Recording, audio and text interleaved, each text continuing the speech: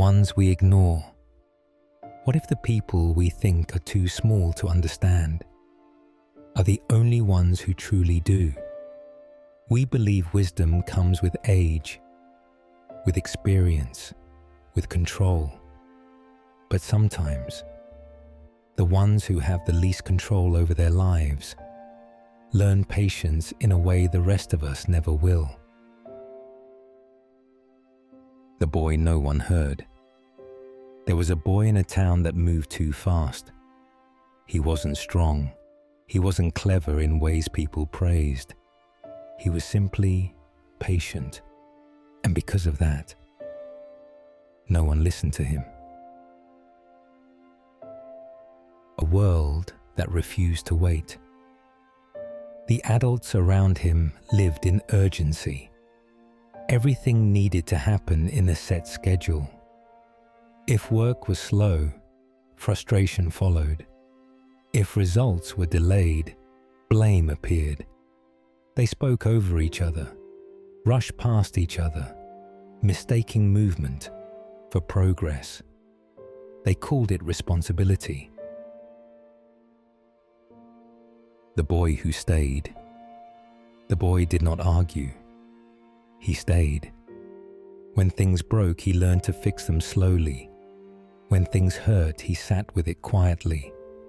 He did not rush healing. He did not rush outcomes. Not because he was wise, but because he had a rough childhood that taught him to rush anything. So he learned something most never do: how to endure time without fighting it. The day everything failed. One season, the town's crops died. Fields that once fed families turned to dust. The adults gathered, and as they always did, they rushed. Blame came first. It's the soil. It's the weather. It's someone's fault.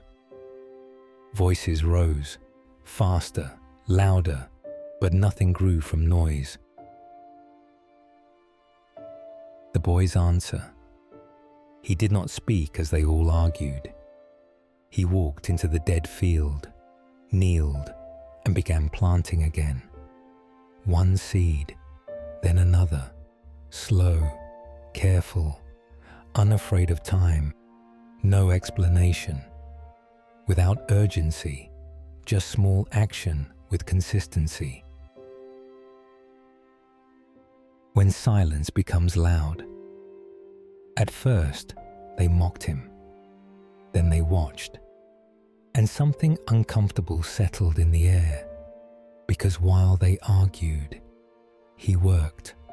While they demanded answers, he trusted the process. One by one, the voices quieted, not because they agreed, but because their noise began to feel useless. A man stepped forward, then another. No words were exchanged, but the lesson had already begun. The growth they couldn't force. Days passed. The boy returned every morning. No frustration, no desperation, just steady hands and quiet patience. The adults followed, slower now, less certain, but for the first time willing to wait. What finally broke through? Weeks later, Green returned, small, fragile, alive. An older man stood beside the boy, watching the field breathe again. "I spent my life trying to force things," he said, "trying to make time obey me." The boy looked at the growing plants. "You can't force something that needs time," he said. "You can only give it what it asks for." The lesson of the small. Patience is not a weakness. It is not doing nothing. It is continuing without panic, without certainty, without control. The boy they ignored was the only one who understood time. And in the end, even time listened to him.